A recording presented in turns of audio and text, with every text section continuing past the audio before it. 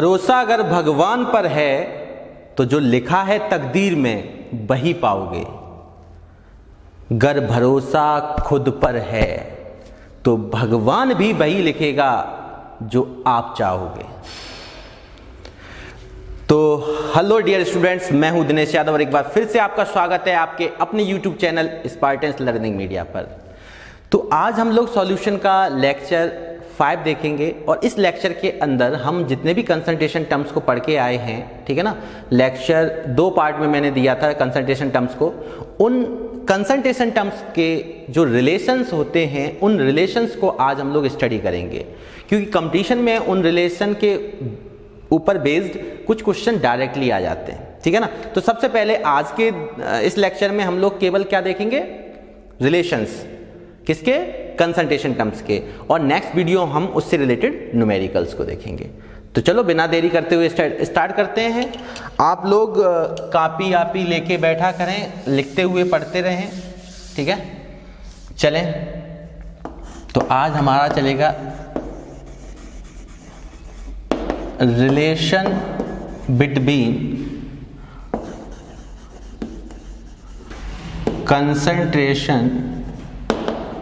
Concentration terms.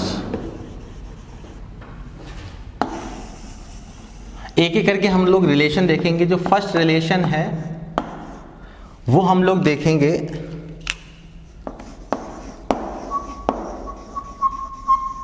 Relation between molarity and normality. तो इन दोनों का कोरिलेशन चेक करेंगे कि मोलैरिटी और नॉर्मेलिटी में क्या रिलेशन होता है। तो जल्दी से बताइए मोलैरिटी क्या होता था। हम लोग जानते हैं, we know that molarity is defined as the number of moles. It is defined as the number of moles of solute present in 1 litre of solution. And what is normality, it is defined as the number of gram equivalent present in 1 litre of solution. तो इसी के according हम लोग क्या लिख सकते हैं, we know that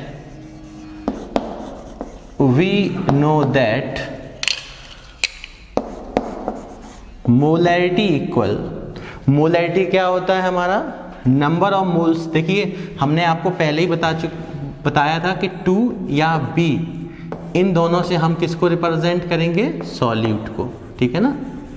और 1 या A से हम लोग किसको रिप्रेजेंट करेंगे, सॉल्वेंट को, ठीक है।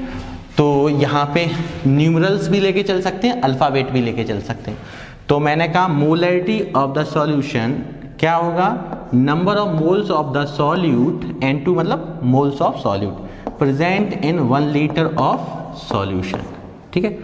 तो यहाँ पे हम लोगों ने ये रिलेशन पढ़ चुके हैं। इसको हम लोग क्या करेंगे, इसको एक बार देखते हैं। नंबर ऑफ मोल्स क्या होता है, number of moles of solute क्या होता है, wait of solute upon its molecular weight into volume of solution in litre, ठीक है।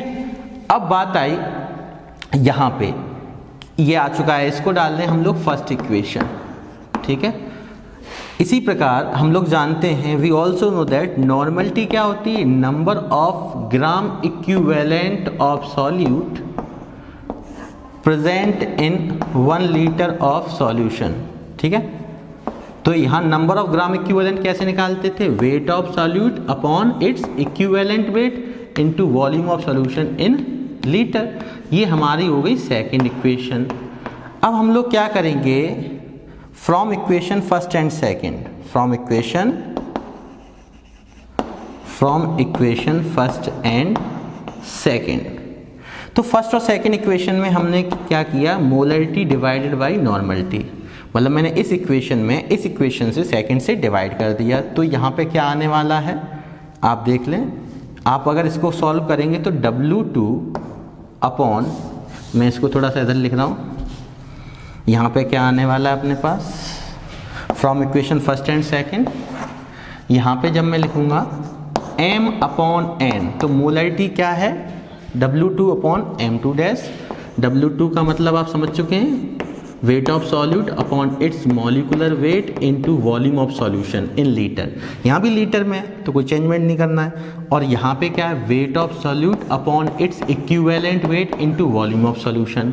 अब यहाँ से आप आसानी से देखें तो वॉल्यूम ऑफ सॉल्यूशन से वॉल्यूम ऑफ सॉल्यूशन कैंसिल हुआ, क्योंकि दोनों की यूनिट भी सेम है लीटर।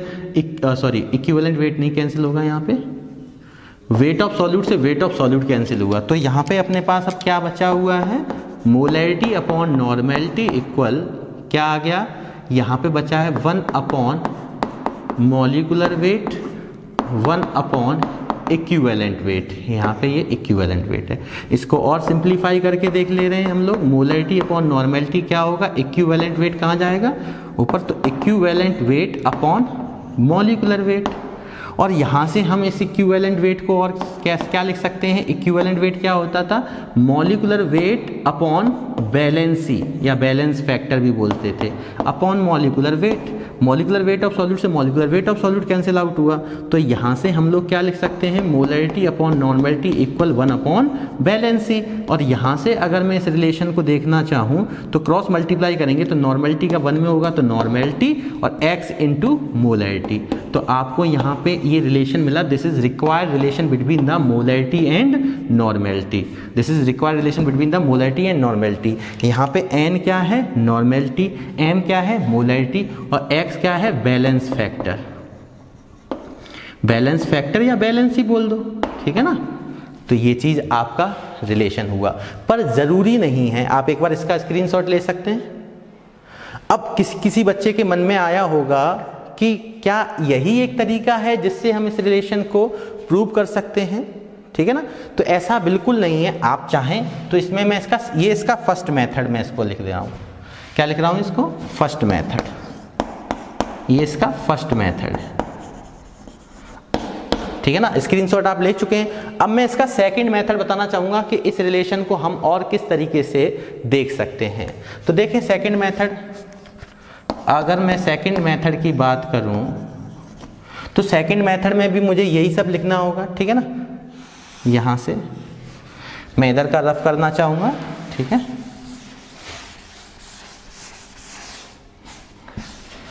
अब मैं बात करूं तो मुझे आप बताएं यहीं पे, क्योंकि मोलैरिटी और नॉर्मेलिटी के फॉर्मूले तो यही रहने वाले हैं। वेट ऑफ सॉल्यूट और वॉल्यूम ऑफ सॉल्यूशन, ये किसको रिप्रेजेंट करता है, इसका रेशियो, स्ट्रेंथ को।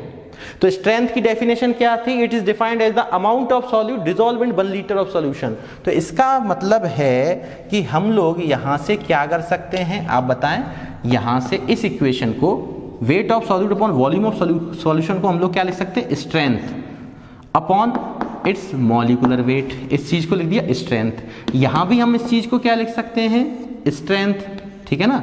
तो स्ट्रेंथ अपॉन इक्विवेलेंट वेट। अब इसको फर्स्ट, इसको सेकंड, ठीक है।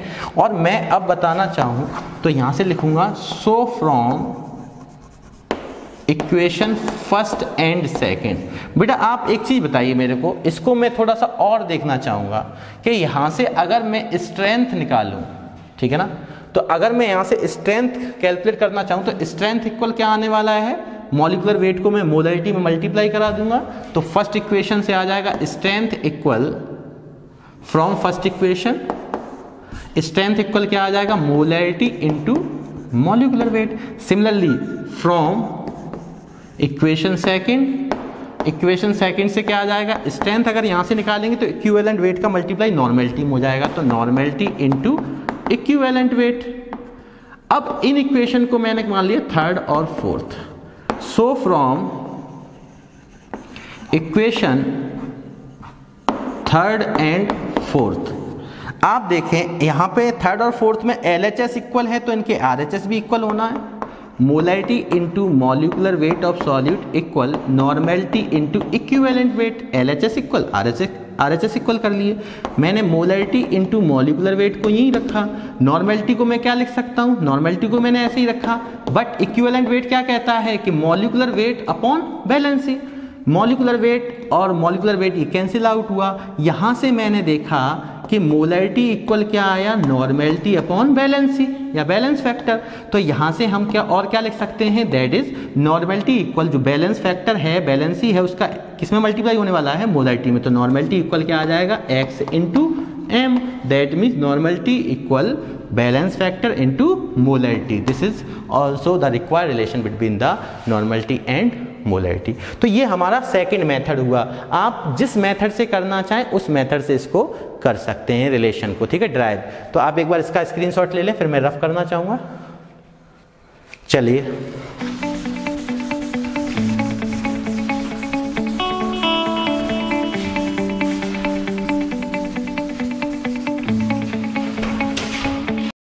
अब हम लोग देखेंगे सेकंड कोरिलेशन। काफ़ी इंपॉर्टेंट है, ठीक है ना। और ये सेकंड रिलेशन ऐसा है जिसके ऊपर एक क्वेश्चन इन टेक्स्ट में आपको सॉल्यूशन चैप्टर में भी मिलेगा, एनसीईआरटी के अंदर। तो जो सेकंड रिलेशन है वो किसके बीच का है, relation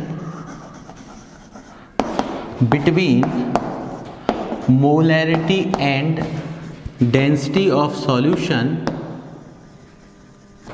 when mass percent is given, when mass percent is given, यानी बोल सकते थे relation between the molarity, density of solution and mass percent.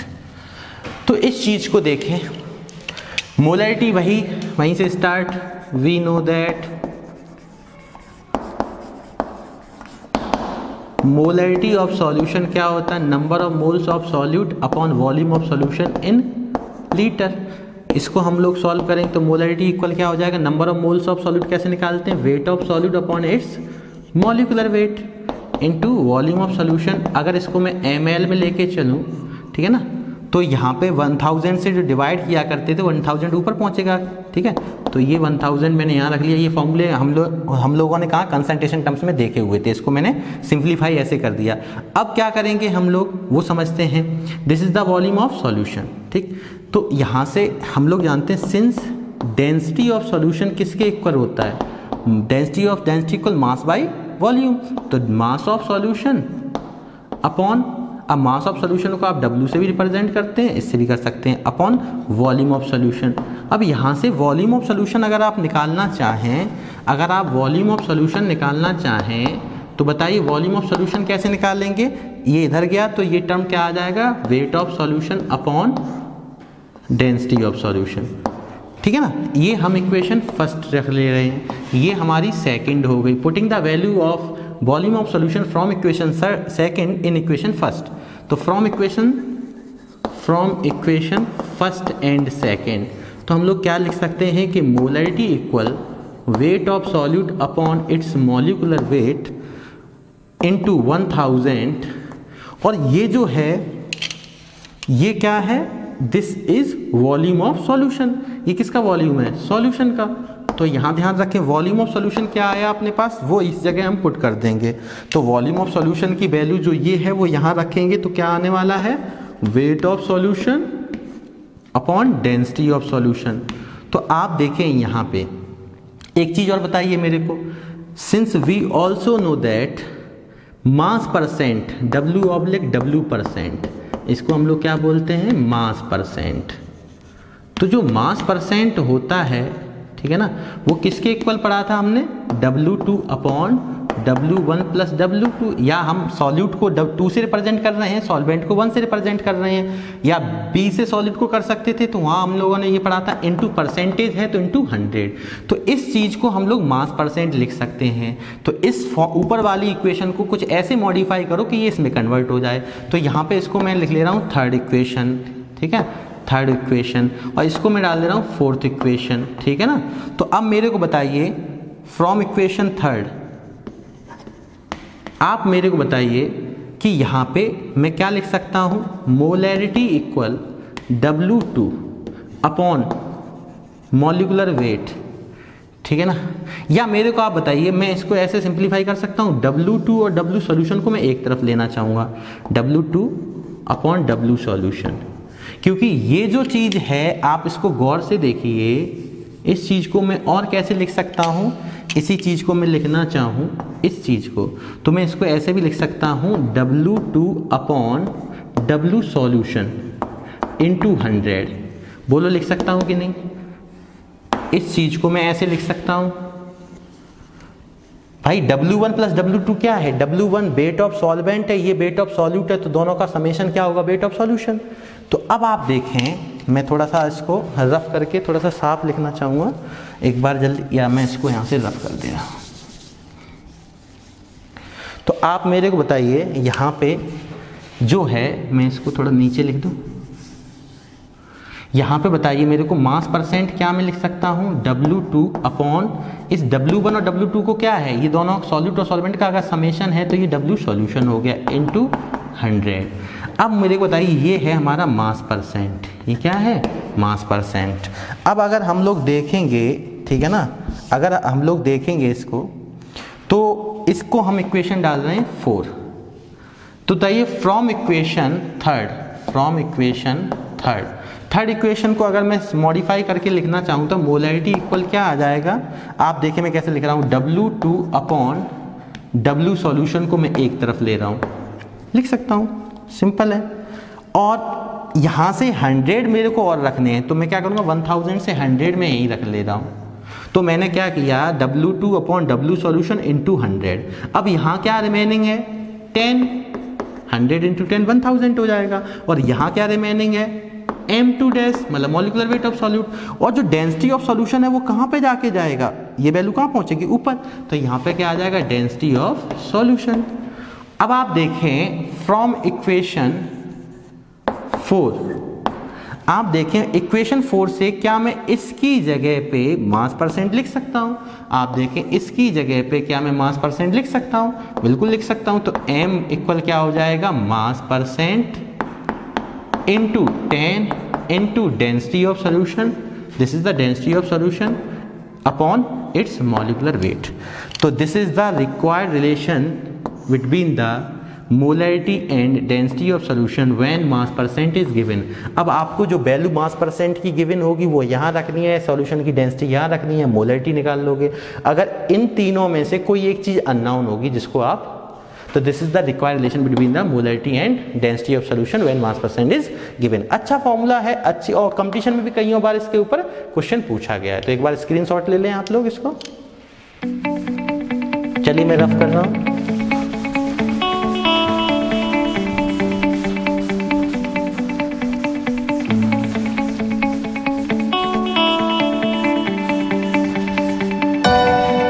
अब हम लोग देखेंगे एक सबसे प्यारा रिलेशन जो मोलैरिटी एंड मोलैलिटी में। तो हम लोग अगली हेडिंग डालेंगे थर्ड रिलेशन, ठीक है ना। थोड़ा आराम से समझिएगा इसको, टिपिकल नहीं है, हर रिलेशन है आसान, बस पहली बार होगा जिनके लिए उनको थोड़ा आसान लगेगा बस। बाद बाकी बहुत अच्छे रिलेशंस हैं। Relation between molarity and molality. Derivation से एक फ़ायदा होता है कि अगर by chance formula direct learn किया हुआ अगर आप भूल रहे हैं तो उसको आप प्रैक्टिस कर सकते हैं घर पे। पेपर के लिए, कंपटीशन के लिए तो आपको लर्न ही रखना पड़ेगा समय बचाने के लिए। तो यहाँ पे मैंने देखा मोलैरिटी एंड मोलैलिटी, तो देखें कैसे करेंगे हम लोग। वी नो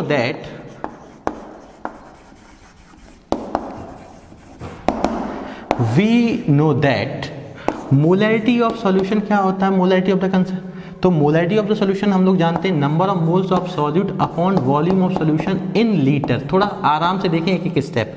तो मोलैरिटी ऑफ सॉल्यूशन को हम लोग लिख सकते हैं wait of solute upon its molecular weight into volume of solution. अगर इस वॉल्यूम ऑफ सॉल्यूशन को मैं ml में लेके चलूँ, ml में लेने की वजह है क्योंकि आपके जितने भी न्यूमेरिकल्स होते हैं उनमें डेंसिटी ज़्यादातर ग्राम पर ml में दी होगी, तो आपको इजी हो जाएगा, ठीक है। बाद बाकी अगर लीटर में है तो ml में आप कन्वर्ट कर सकते हैं और ml में तो लीटर में कन्वर्ट कर सकते हैं, ठीक है ना। तो यहाँ से अगर मैंने ml में रखा है तो लीटर में कन्वर्ट करने के लिए 1000 का डिवाइड करना है, वो कहाँ पहुँचेगा? ऊपर की ओर। तो ये आप पढ़ चुके हैं कंसंट्रेशन टर्म्स में, ठीक है। अब हम लोगों ने क्या बात की है, इसको हम लोग यहाँ से क्या कर रहे हैं, इसी फॉर्मूले से यहाँ से this is the volume of solution, ठीक है। तो यहाँ पे वॉल्यूम ऑफ सॉल्यूशन अगर हम लोग कैलकुलेट करना चाहेंगे यहाँ से तो क्या करेंगे, वॉल्यूम ऑफ सॉल्यूशन को, ये टर्म इधर इस साइड आया लेफ्ट साइड, तो क्या करेंगे, मोलैरिटी इस साइड चली जाएगी, तो ये क्या होगा W2 upon into 1000 upon M2 dash into M। हमने केवल मोलैरिटी और वॉल्यूम ऑफ सॉल्यूशन को एक्सचेंज कर लिया। ये अपना हो गया फर्स्ट इक्वेशन। Got it. अब देखें आप यहाँ से, now we also know that molarity of the solution क्या होता है, number of moles of solute present in 1 kg of solvent. इस पे थोड़ा ध्यान दें, 1 kg। अब अगर यहाँ पे मैंने ml में लिया है तो इसको मैं ग्राम में लेना पड़ेगा, ग्राम पर ml में डेंसिटी दी होती है क्वेश्चंस में, और ना दी हो तो आप किलोग्राम पर लीटर ले सकते हैं। तो यहाँ से मोलैरिटी क्या हो जाएगी, नंबर ऑफ मोल्स को कैसे निकालते हैं, weight upon molecular wait of solute.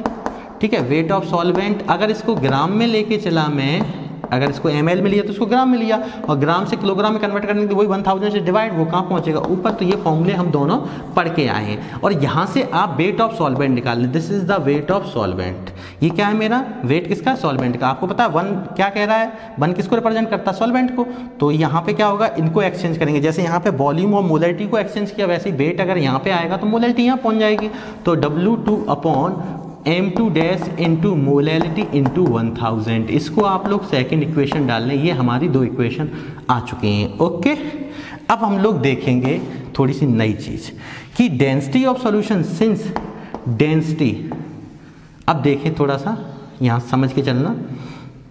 Now density of solution क्या कहता है आपसे, weight of solution upon volume of solution. अब देखिए वॉल्यूम ऑफ सॉल्यूशन की वैल्यू तो हमें फर्स्ट से मिल जाएगी, पर बात आई वेट ऑफ सॉल्यूशन की। एंड वेट ऑफ सॉल्यूशन क्या कहता है आपसे, समझना आप इसको, ठीक है ना।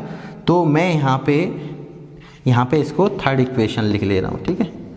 वेट ऑफ सॉल्यूशन क्या कहता है, वेट ऑफ सॉल्यूशन का मतलब weight of solvent plus wait of solute, दोनों का जो टोटल मास होता है दोनों कंपोनेंट का, वो सॉल्यूशन का मास होता है, अपॉन ये केवल इतना आएगा क्योंकि यहाँ पे W1 प्लस W2। अब एक बार इसको आप फोर्थ इक्वेशन रख सकते हैं। तो फोर्थ इक्वेशन में आप क्या करेंगे ना, W1 प्लस W2 को सिंप्लीफाई करते हैं। तो एक बार देखें, from equation second and fourth, from equation second and fourth, देखो W1 प्लस W2 फोर्थ से आया, और W1 की वैल्यू कहाँ से आने वाली है, सेकंड से। तो बताएं W1 कितना है, W2 upon molecular weight into molarity into 1000। ये वैल्यू हो गई, W1 की वैल्यू मैंने कहाँ से लिखी, इक्वेशन सेकंड से, प्लस W2।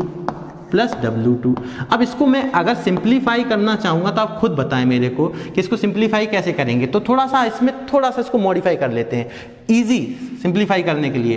अगर 1000 यहाँ ऊपर है तो 1000 का मैंने मल्टीप्लाई किया, अगर अपने मन से मल्टीप्लाई किया तो ऑब्वियसली 1000 का मुझे क्या करना पड़ेगा, डिवाइड।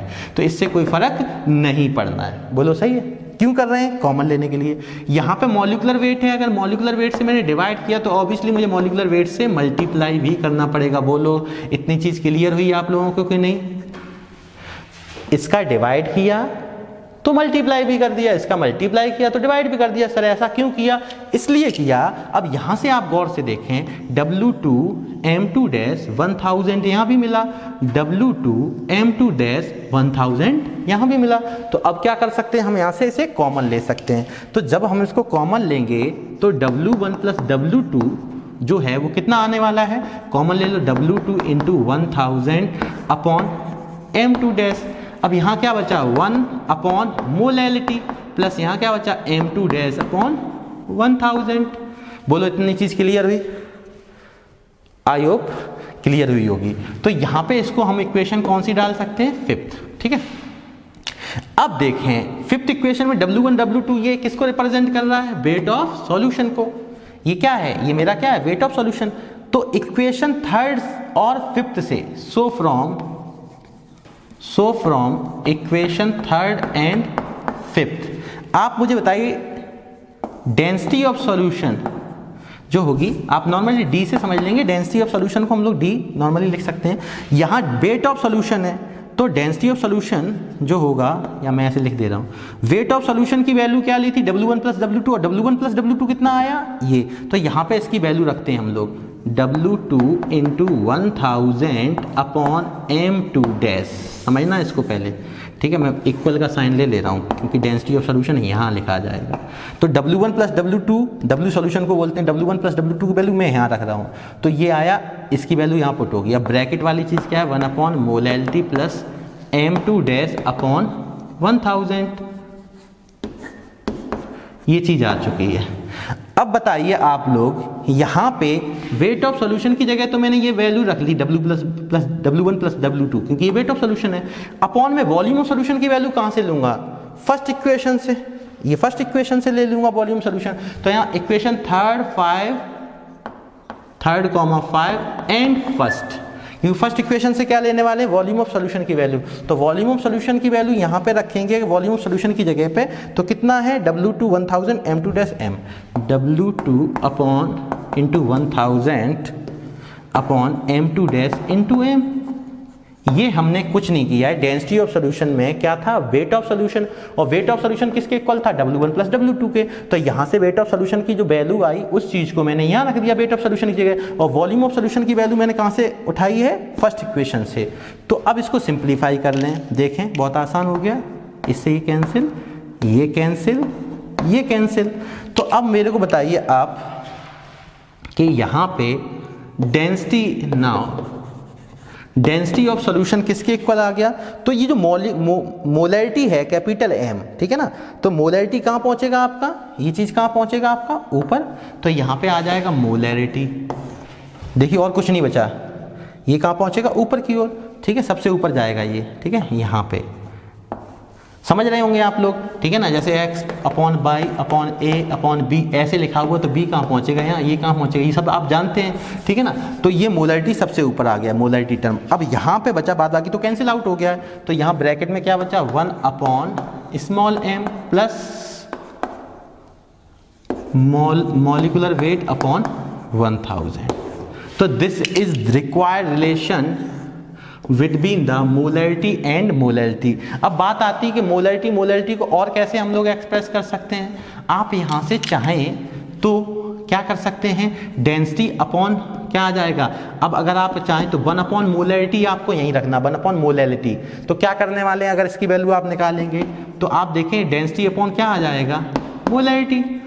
ये चीज़ अगर ये अपॉन में गया पहले, इसको यहीं रखा है, ये चीज़ कहाँ जाएगी, माइनस में। तो ये भी एक फॉर्मूला बन सकता है यहाँ से, ठीक है ना।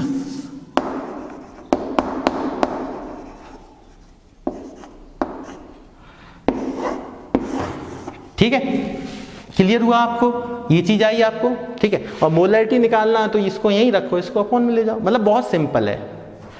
इतनी चीज आपको क्लियर हुई, तो this is the required relation between the molarity and molality.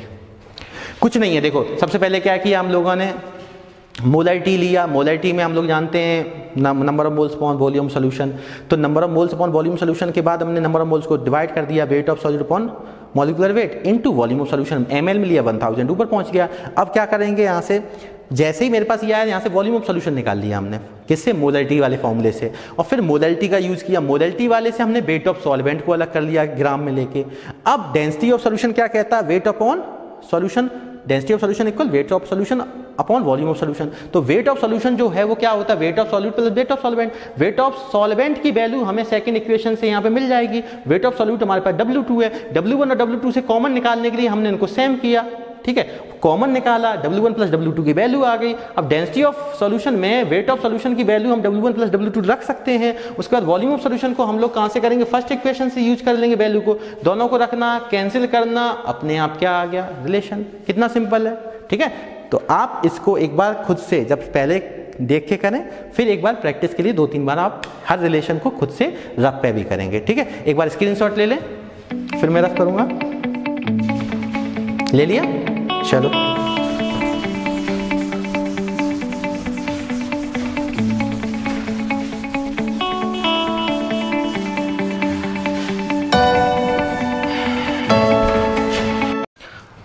अब हम लोग देखेंगे और एक बेहतरीन रिलेशन, फोर्थ रिलेशन बिटवीन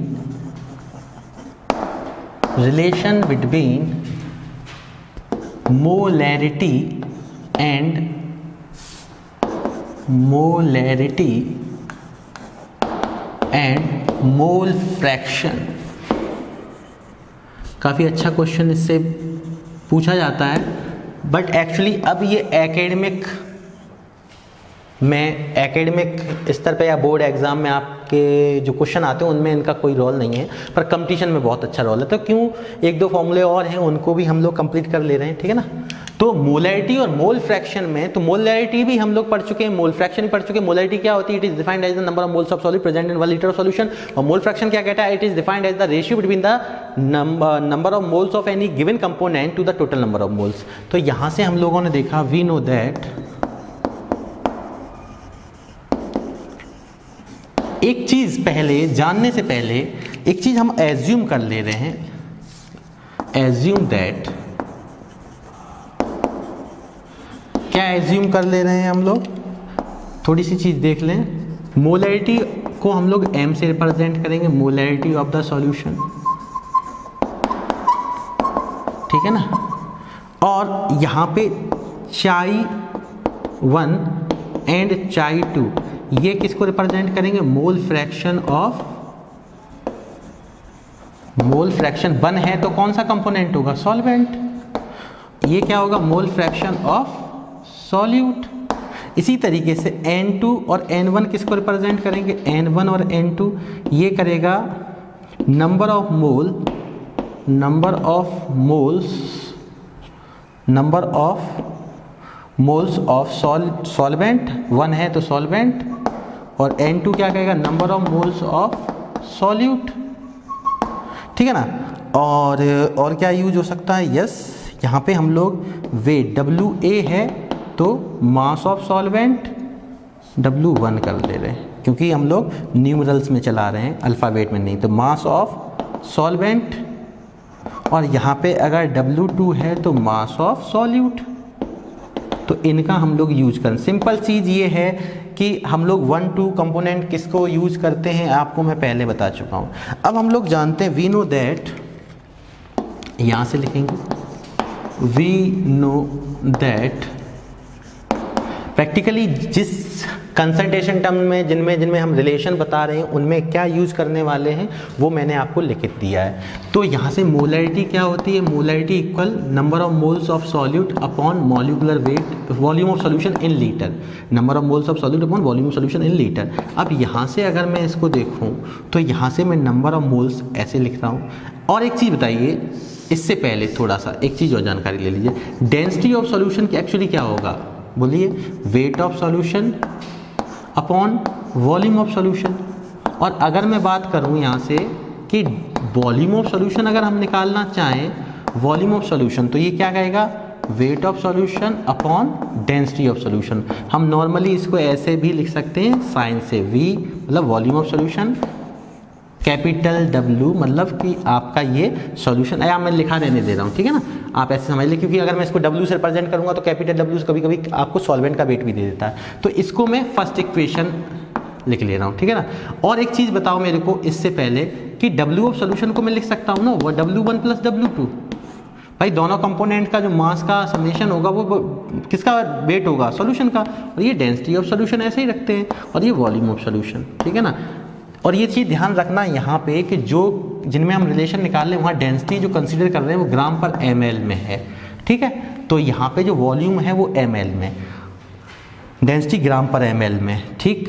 अब हमारे लिए पहली कहानी आई, क्या आई कि W1 प्लस W2 कैसे लाएंगे। तो since we also know that N1 क्या होता है? Weight upon its molecular weight. तो यहाँ से मुझे बताओ कि W1 अगर मैं निकालना चाहूँ तो क्या आएगा? N1 M1 dash. भाई W1 निकाला तो ये मल्टीप्लाई में आ गए। सिमिलरली इसी प्रकार आप किसको और लिख सकते हैं? W2 को क्या लिख सकते हैं? N2 into M2 dash, simple, ठीक है। तो इनका हम यूज करेंगे यहाँ पे from equation first and second, from equation first and second, ये सेकंड इक्वेशन। तो हम यहाँ से देखें कैसे लिख सकते हैं, from equation first and second. मेरे को आप बताइए वॉल्यूम ऑफ सॉल्यूशन किसके इक्वल हो जाएगा? W1 plus W2।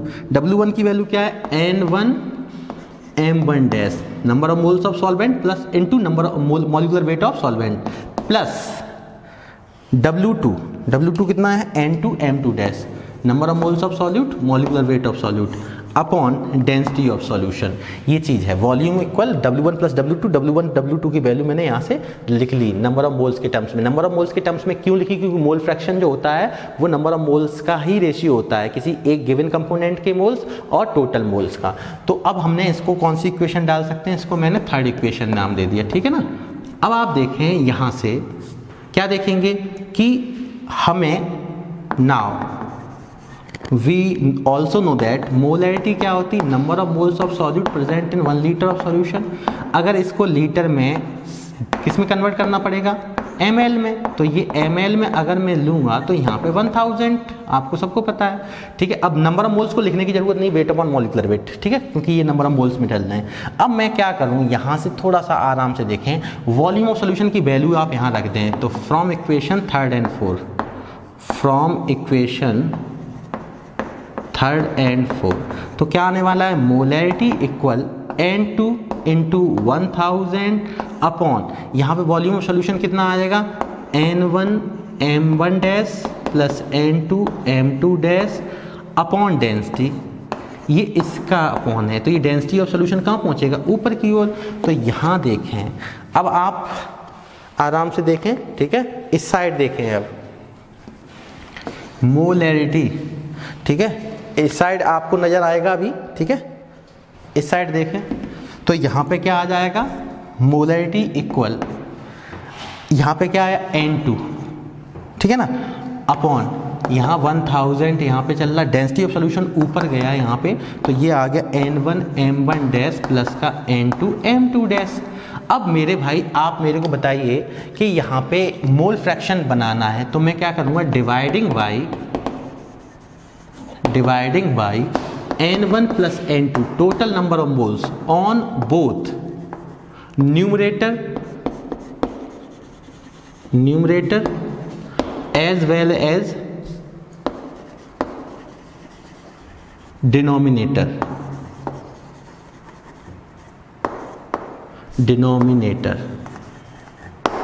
तो न्यूमरेटर और डिनोमिनेटर में मैं क्या करूंगा? डिवाइड कर दूंगा। मेरे पास जगह कम है तो मैं लैंग्वेज ऐसे ही आपको बोल दे रहा हूं। Dividing by N1 plus N2 on both numerator and denominator. तो देखें यहाँ पे मैं क्या करने वाला हूँ कि मैंने यहाँ पे N2 अपॉन में किसका हमने डिवाइड दे दिया? N1 प्लस N2 का। ध्यान देना थोड़ा सा। और मल्टीप्लाई भी किसका किया? N1 प्लस N2 का। समझना इसको। इनटू जो चल रहा था 1000 इंटू डी, ठीक है ना, थोड़ा सा लेंथी है पर सिंपल है। N1 M1 dash plus N2 M2 dash. अब यहाँ पे थोड़ा सा समझने वाली चीज़ है, मैंने कुछ नहीं किया है, मैंने टोटल नंबर ऑफ मोल से मल्टीप्लाई, मतलब न्यूमरेटर में भी मल्टीप्लाई कर दिया है और डिनोमिनेटर में भी मल्टीप्लाई किया है, ठीक है, ऐड नहीं किया।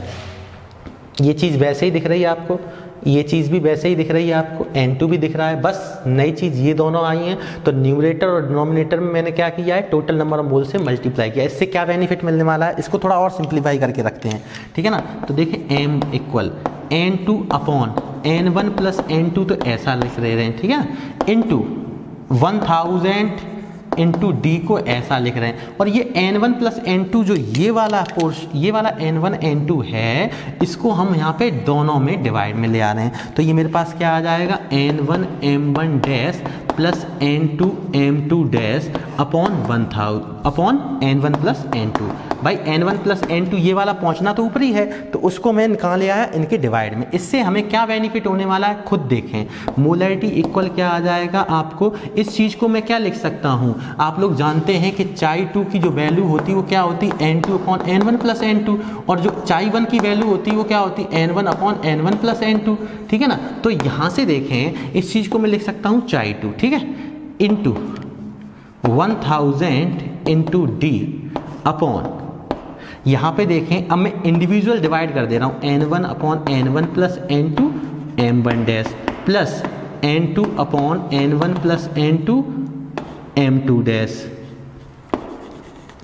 अब मुझे बताएं, इस चीज़ को मैं चाई 1 और इस चीज़ को मैं चाई 2 लिख सकता हूँ? बिल्कुल लिख सकता हूँ। तो यहाँ से देखें, अब आप मैं लास्ट कर दे रहा हूँ, चाई 2 इंटू 1000, देखें m इक्वल, स्पेस कम होगा आपके पास, चाई 2 इंटू 1000 इंटू डी अपॉन, यहाँ पे स्पेस कम है, आप समझ लें, ये मल्टीप्लाई, इसको मैं क्या लिख सकता हूँ, चाई 1 m1 डैश प्लस चाई 2 m2 डैश। तो this is required relation between the molarity and mole fraction. This is the molarity, this is the mole fraction of solute, density of solution, mole fraction of solvent, molecular weight of solvent, mole fraction of solute, molecular weight of solute. तो this is the required relation between the molarity and mole fraction. काफ़ी लेंदी है पर simple है, ठीक है। ऐसे relation जल्दी से आपको नहीं मिलेंगे, ठीक है। तो इस चीज़ का आप ध्यान दें, स्क्रीनशॉट लें, थोड़ा 2 बार में आपका होगा, ठीक है। बोर्ड पे एक बार यहाँ से आप हाफ ले लें, फिर दूसरी बार, ठीक है ना। तो मैं रफ करने जा रहा हूँ, ठीक है। कैमरा आपके पास पहुंच रहा है, चलिए।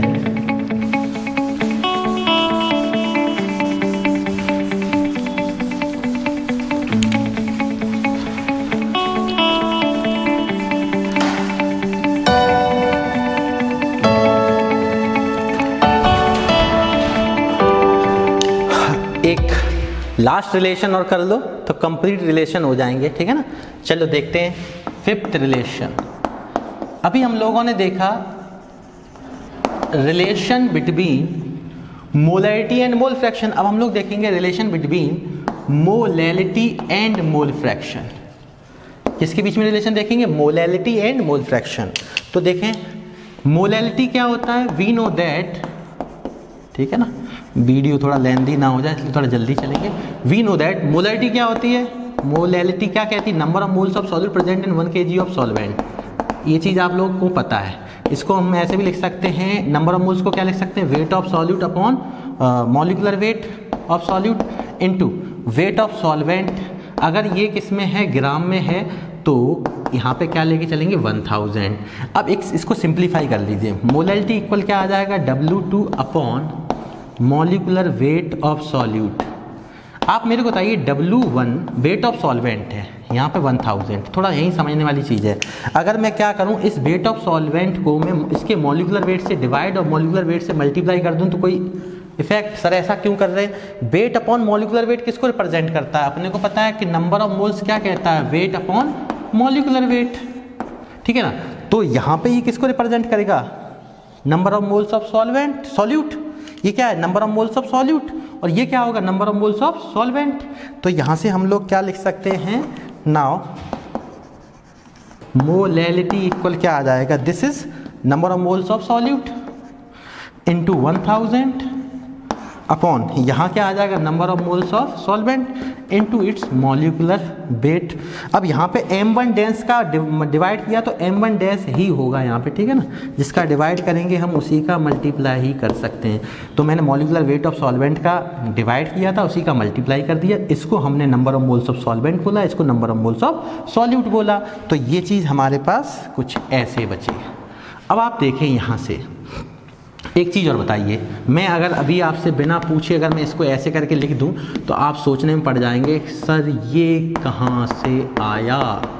आपने डायरेक्ट नंबर ऑफ मोल से चाई 2 चाई 1 लिख दिया। अब इसको समझने के लिए यही रिलेशन है, इसको समझने के लिए थोड़ा देखें। सिंस चाई 1 क्या कहता है आपसे? N1 upon N1 plus N2। और चाई 2 क्या कहता है आपसे? बताइए, N2 upon N1 plus N2। ये अपना रफली वर्क है, ठीक है, समझने के लिए, ठीक है। तो यहाँ से अगर मैं चाई 1 और चाई 2 की बात करूँ या चाई 2 अपॉन चाई 1 की बात करूँ, ठीक है ना, मैं क्या करूँ? चाई 2 में चाई 1 से डिवाइड कर दूँ तो क्या होने वाला है? अगर इसका डिवाइड इसमें दिया जा रहा है तो क्या होगा? N2 upon N1 plus N2। और यहाँ पे आ जाएगा equal N1 upon N1 plus N2। अब आप देखें यहाँ पे इससे ये कैंसिल हुआ, तो यहाँ से चाई 2 अपॉन चाई 1 किसके इक्वल आया? यहाँ से जो चाई 2 अपॉन चाई 1 है, चाई 2 अपॉन चाई 1 वो किसके इक्वल आया? N2 upon n1। तो आप बताइए मैं यहाँ से इस n2/n1 को chi2/chi1 लिख सकता हूँ? बिल्कुल लिख सकता हूँ। तो वही मैंने किया, n2/n1 को क्या लिख दिया? chi2/chi1। तो ये आपका this is required relation between the molality and mole fraction. ये मोलैलिटी ऑफ द सॉल्यूशन है, ये मोल फ्रैक्शन ऑफ सॉल्यूट है, ये मोल फ्रैक्शन ऑफ सॉल्वेंट है, ये मॉलिक्यूलर वेट ऑफ सॉल्वेंट है, 1000 कांस्टेंट टर्म होता है। This is required relation. बस ये n2/n1 को मैंने कैसे chi2/chi1 में कन्वर्ट किया, तो उसको मैंने इधर अलग से समझा दिया। तो ये डेरिवेशन का रफ पार्ट है, आप इसको ठीक है आप साइड में दिखा सकते हैं, ऐसा कुछ नहीं है। ठीक है, आप स्क्रीनशॉट ले लें एक बार जल्दी से। बेटा अब हमने इसमें कुछ चीज़ें हैं जो छोटी छोटी बातें होती, छोटी छोटी मगर मोटी बातें, तो वो हम लोग क्या करेंगे, न्यूमेरिकल्स के साथ भी देख लेंगे। तो ये 5 रिलेशन बहुत बेहतरीन होते हैं, जिसमें से आपके जो पहले 3 हैं वो आपके बोर्ड एग्जाम में भी हैं, उन पे डिपेंडेंट क्वेश्चन आपका आ भी चुका है। ठीक है, खासकर जो मास परसेंट वाला था, ठीक है ना, तो डेंसिटी और मोलैलिटी में रिलेशन जब मास परसेंट गिवन हो, वो रिलेशन काफ़ी बेहतरीन है, उससे बोर्ड में क्वेश्चन आया। बाद बाकी सभी कंपटीशन में आते हैं और अच्छे न्यूमेरिकल्स बनते हैं इनके ऊपर। तो उम्मीद है कि आपको ये वाला पार्ट काफ़ी अच्छा लगा होगा, और आपके लाइक के साथ अगर कमेंट मिल जाते हैं, पॉजिटिव वाइब्रेशन आती है, तो थोड़ा सा हिम्मत और मिल जाती है, अच्छे कंटेंट देने की और कोशिश करते हैं। तो प्लीज़ शेयर, लाइक, सब्सक्राइब और कमेंट करना ना भूलें। ठीक है, इसी के साथ जय हिंद, जय भारत, थैंक यू।